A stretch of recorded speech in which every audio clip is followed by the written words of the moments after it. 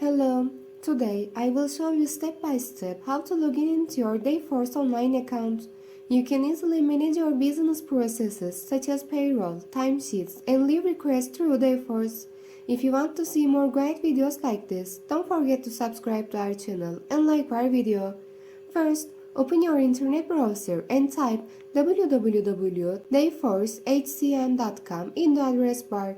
This link will direct you to the official Dayforce login page. When the login screen loads, you will see three different fields: company ID, username, and password. You must fill in this information completely and correctly. After entering your information, you can log into your account by clicking on the login button at the bottom of the screen. If you have forgotten your password, you can reset your password by using the Forgot Your Password link on the login screen. Some companies use a special link to log into the Dayforce. If your company has given you a special Dayforce URL, you will need to log in directly using that link. In this case, use the address provided by your company instead of the public link above. Once you log into your Dayforce account, you can view your shift hours, review your pay slips, request leave, or update your human resources information.